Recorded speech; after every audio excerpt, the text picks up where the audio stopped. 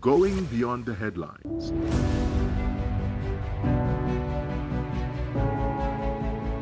Asking the questions you want answered. Exploring government policies and how they impact you. We are delving deeper.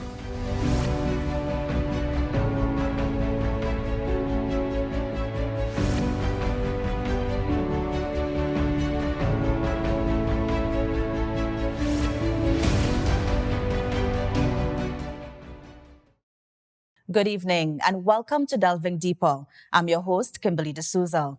Now, this past week has been a busy one for tonight's guest. In fact, since assuming his new ministerial portfolio in March, he has hit the ground running.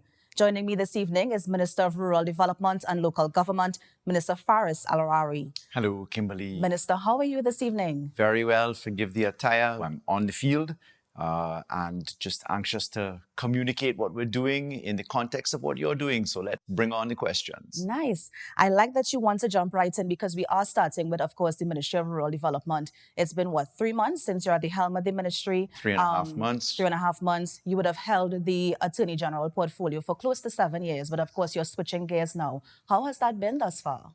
To me, it's actually pretty much the same mission. In 2015, when I came in as Attorney General, the criminal justice system and other structures were in a disaster zone. People were crying for more courts, they wanted more judges, justice needed to be on time, etc.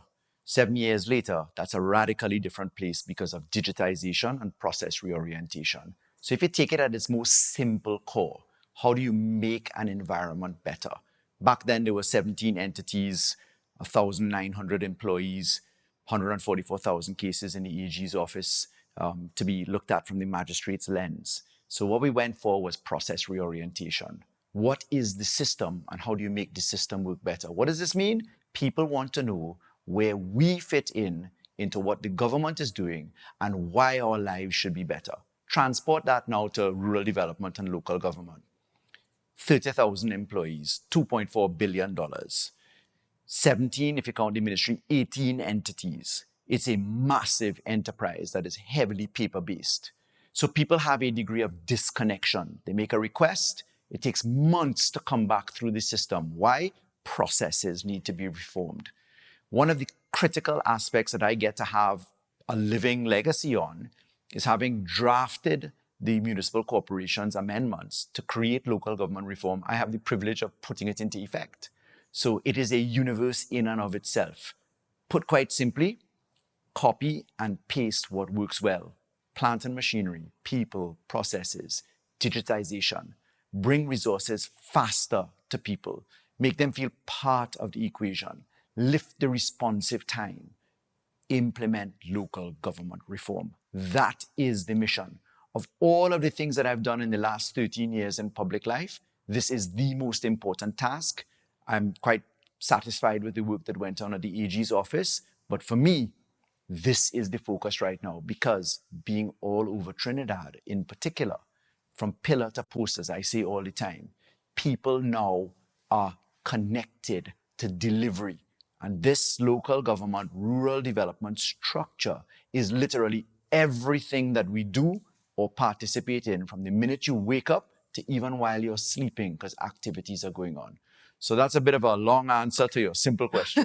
No, but I'm glad you actually touched on some things in terms of the processes and the digitization, because I was wondering, since you are at the ministry, what are some of the short, medium, and long-term goals you see? And I wanted to know how does, local government reform as well play into all of this? Great. Well, nothing can be managed unless it can be measured. That's the first thing. In 2015, when I had the other portfolio, there was no data. Soon after that, there was lots of data. People knew how many prisoners they had, they knew how many cases they had, they knew how many child marriages they had, they knew about the data in marijuana, and they knew about data in road traffic. What's our data in local government? So it may be the first time you're hearing that there are 30,000 employees in the ministry. It may be the first time that we're now factoring that 45% of our assets need constant attention, meaning you can't service until your assets are in operation. Are your tractors working? Are your personnel there for these exercises, etc.? What about the time frame it takes? Somebody says as you walk through Trinidad, in particular. They say, listen, I have a small problem. This small problem has been for years. It's just this. But what about that small problem with every other small problem? It may be a small street light being reported, but when you add that to every street light in Trinidad and Tobago, what's the cost? What's the time frame? So what we're doing is we are improving the processes.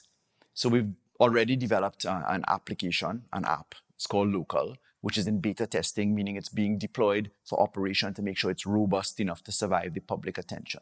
You can report, open source reporting. We will know who is managing your issue. We'll know how long it's been reported. We'll know how to get it done. But one of the critical things that we did immediately upon March 16th happening, the first thing that we did was to establish we need to survey Trinidad and Tobago. And we need to survey it from inside the workings of the ministry and on the ground. So we're 10 corporations in, as I sit right now, into having surveyed and managed Trinidad in our cleanup and survey campaign. Now that's a huge thing because now you get to see how it's operating firsthand. But Minister, is this a short-term goal or a long-term So goal? this is short, medium, and long. You cannot even know what a short-term or medium-term or long-term unless you know what your data is. How do you know how to manage your data if you don't have it? How long are your arrears sitting down there? When you get an appropriation every year, you ask for $100. How much of that $100 is going to pay last year's bills, year before's bills? How much of it can be done in development? How long does it take your development program or your jobs to get done? If it takes 6 months for a file to reach to your desk and 3 months to go back, that's 9 months of the financial year gone. So that's short, medium, and long term. The good news is it's not the first time I'm doing this. Because if you go to the courts today, it's radically different from in 2015. If you go to the registry today, millions of deeds and structures have been digitized. People now apply online. Why? We saw 15,000 people every 3 days walking through the doors of legal affairs. And now we see 500 because they're all online.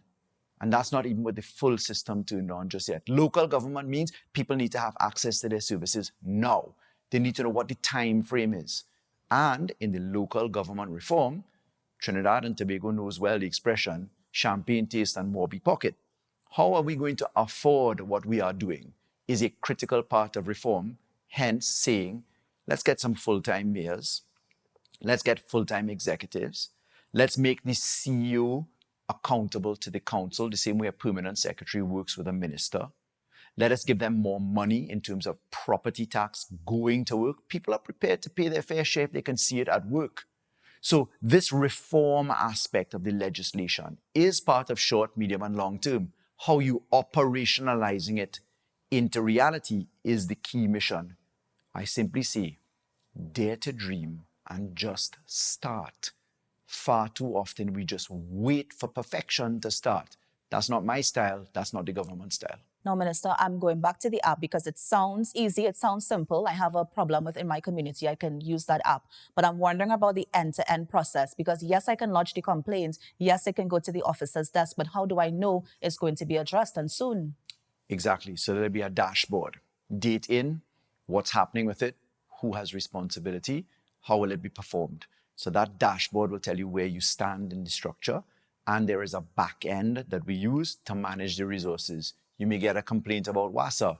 WASA needs to have responsibility and we need to track it. So quite simply put, it's end-to-end management with a big back room in both locations to get the job done. Okay.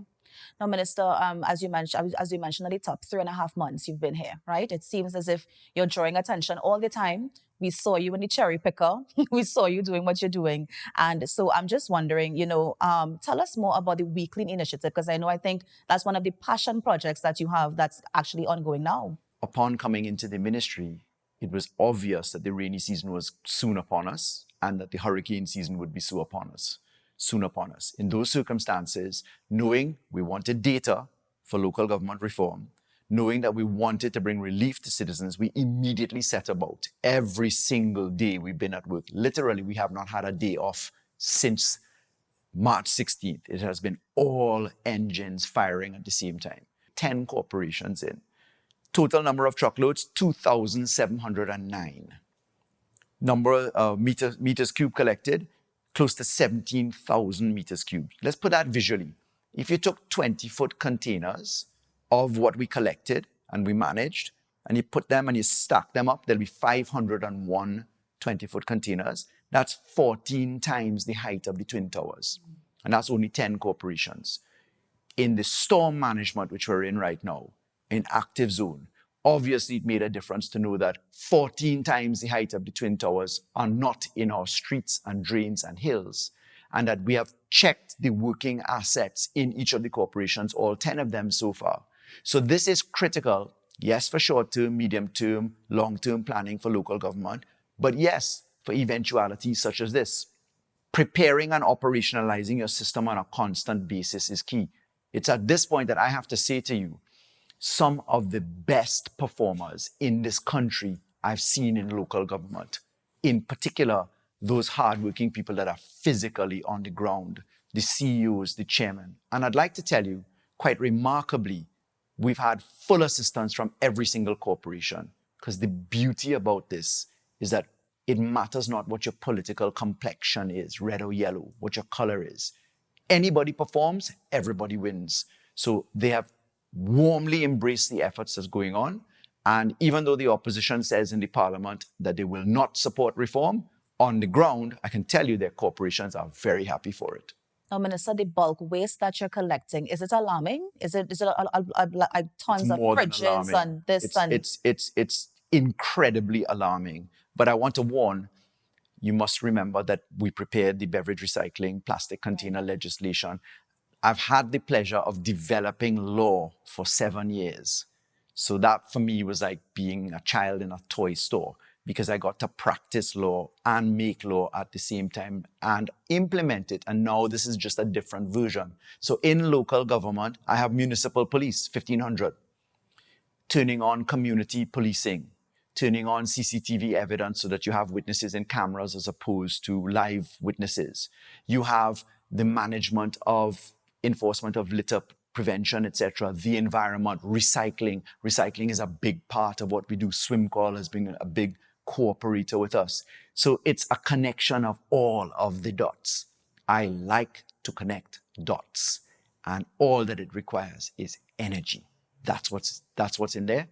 Thankfully, we've got a great team, and just putting that into the works just makes it all the much happier.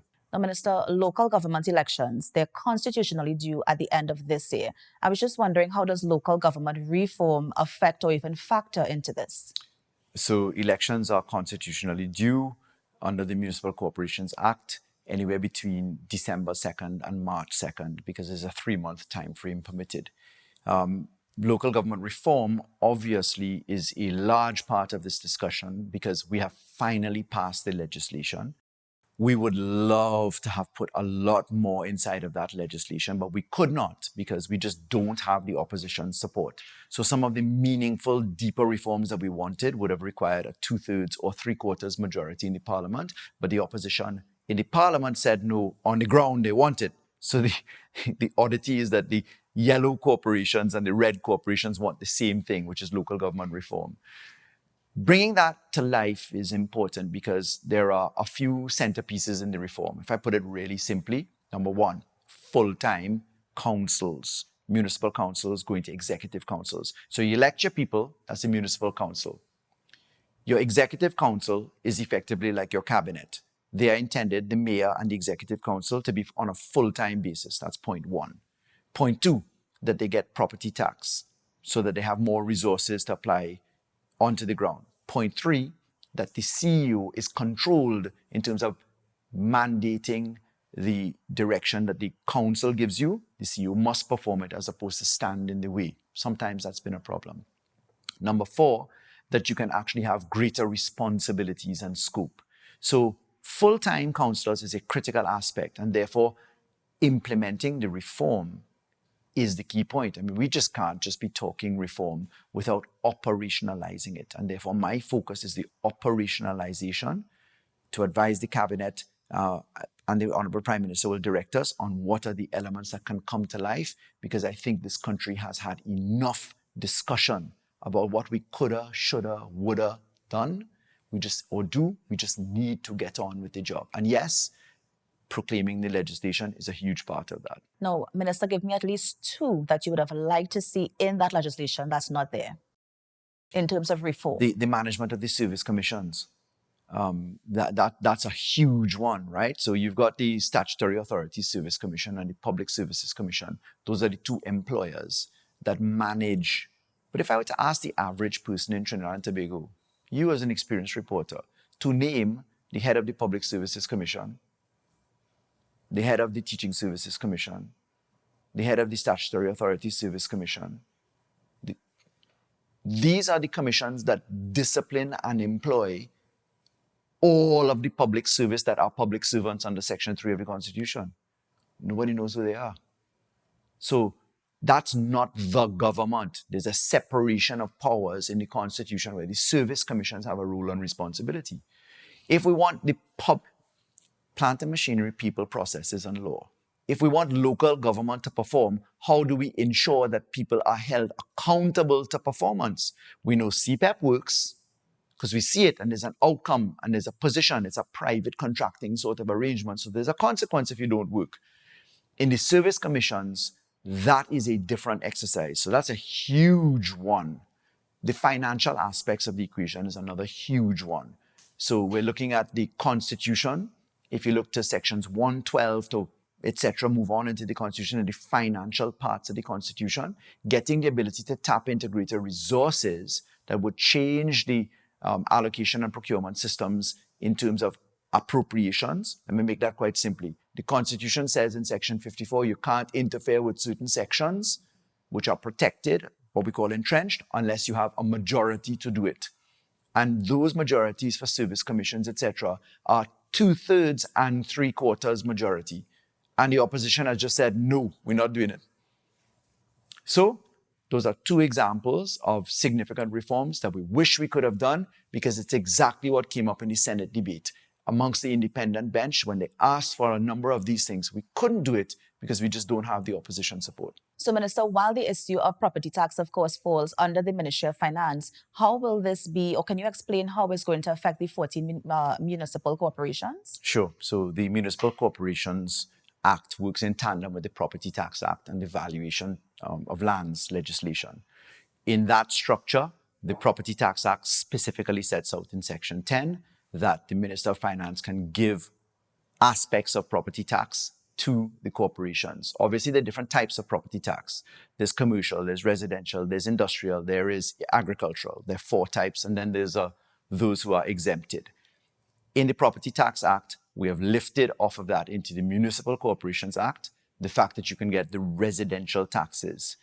Some areas are obviously more densely populated than others in terms of residences. So there'll be a formula which the Ministry of Finance will work out to see how we make it equal, because you'd have heavily dense residential sites versus some sparse sites. So how does it work? You pay a tax.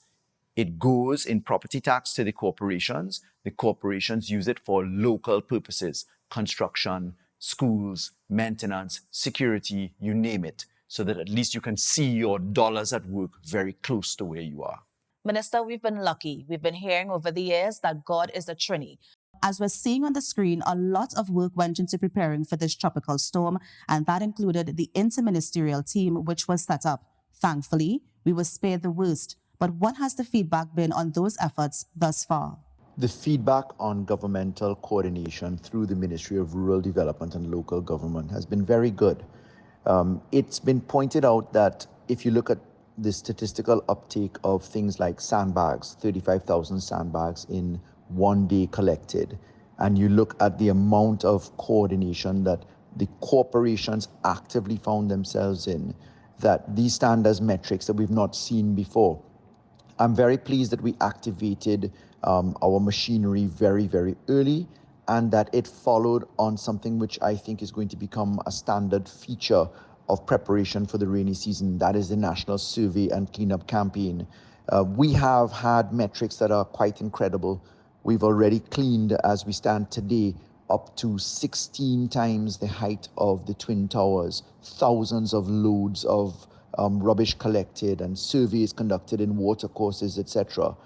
Whilst there's room for improvement always, I would just like to say a special thanks to all of the agencies that coordinated: Ministry of National Security, Ministry of Public Utilities, all agencies involved under these ministries, Ministries of Housing, Ministry of Education, Ministry of Communication. It really was a team effort, especially with those on the grounds, the mayors, the chairman, the corporation, all the officers that function, and all councillors across Trinidad, and of course, TIMA and other agencies in Tobago.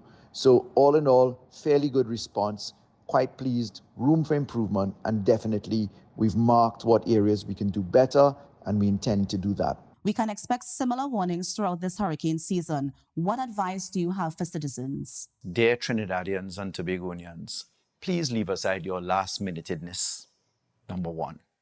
Number two, prepare means actively prepare. Number three, nothing trumps common sense. If you see a very large tree over your house that looks as if it's at risk, there is a responsibility to help ourselves, each and every one of us. So we do need to make sure if you see something, you report it and that you follow up with it. Remember, there is personal responsibility apart from government responsibility. What the exercise has shown us in cleanup and survey, again, is that thousands of truckloads of refuse are there. And this isn't thousands of truckloads just because the corporations weren't working. They work every day. It means that there is a tendency to wait for the government to do everything. That can't be the approach. We have personal responsibility as well. Minister, in terms of funds, can you speak to that? Because I know for some people, they might need the funds to, let's say, fix a galvanized roof or to, assist with reinforcing their structure. Any advice on that? So there are lots of fund options available if you qualify through the Ministry of Social Development, for instance. Through the corporations, there are some self-help, there are others. But at the end of the day, there is self-help that matters. We've run a very successful program, Housing Village Improvement Program, where we have now perfected the art of building a home for anywhere between $120,000 to $150,000. And that came because a lot of the help came from the people that owned the properties that we were redeveloping. In other words, then, self-help mattered. So please remember, there is a self-help opportunity. And that's just what we have to add together with whatever resources the government may or may not have, depending upon qualification. Now, Minister, what I'm noticing is that you have been drawing on your experience as an MP and as the former Attorney General in your new role. And so I'm wondering, do you have any challenges? Time, 33 months and counting. I've always counted my tenure in months. First 60 months I did that. And in this one, 33, 34 months. You have to x-axis and y-axis it to get a plot, to know where you are. So the major difficulty is time, and therefore the space to conduct the reform that is required. Time. So do you feel as if you're going to run out of time to get everything that needs to be done in local government? My glass is always half full. That's why I said to you, dare to dream, just start. The problem is analysis paralysis. And as a society, we're a little bit jaded. So bad news sells. Energy and enterprise. What does local government promise? Local government promises jobs, better conditions of life. Where we live and how we feel about where we live is associated with how it looks and how you feel while you're there. It's security, it's commerce, it's all of these things put together. But we just have to start. And once you start, there's an infection that happens, because there's nothing more infectious than success. And Minister, finally, closing comments. Closing comments. Local government is exciting. Trinidad and Tobago does have a brighter future. The return to faith, the return to confidence is a journey. There are tough times. There's no denying that we've been through COVID. We're in the middle of feeling the incredible world shocks on prices as it relates to the war in the Ukraine. So these are tough times, but we have to remember that staying the course is critical. So all that I can say is that you've got my heart and soul in the job. I'm enjoying every ounce of it. It is a pleasure to perform this. I'm dedicated to operationalizing local government. That's my mission. One of the gazetted responsibilities given to me is to put myself out of a job, to wind up the affairs of the Ministry of Rural Development and Local Government. People don't quite understand that I'm literally working to end my job. and to make sure that other entities can perform. So the THA functions in an autonomous way with the Ministry of Finance plugged into it. It's the same model that we're using here. So to our brothers and sisters in Tobago, a model which we wanted to improve, but again, couldn't get the support for, at least the THA is a better model than the local government model which we have. This is what we want to operationalize so people can understand why and feel a sense of okay about spending money where they can see it at work for themselves and hold people accountable for it. So have faith. Minister, permit me one more question. What's next after We Clean? We implement. So this is a rolling obligation that will not go away. We have to cluster assets. What is We Clean? It's We Clean and we survey. Surveying tells you what you need to do. How do you do it? So the data that comes out of this is going to be very important in the operationalization. Because if people can understand that there's a cost and a thing, there is no such thing as free money in this equation. What we are looking for is value for money. Road conditions, slope embankment, beautification, making sure that our corporations are at work where they're supposed to be at work. So there's a lot to come out of this, and it's going to be extremely exciting. Minister Al-Rawi, thank you so much for joining us on this week's episode of Delving Deeper. Thanks for having me. And that was our Minister Faris Al-Rawi, the Minister of Rural Development and Local Government, on this week's episode of Delving Deeper. Join us on this station at the same time next week for another episode of Delving Deeper. I'm your host, Kimberly D'Souza, and on behalf of our entire cast and crew, have a good night.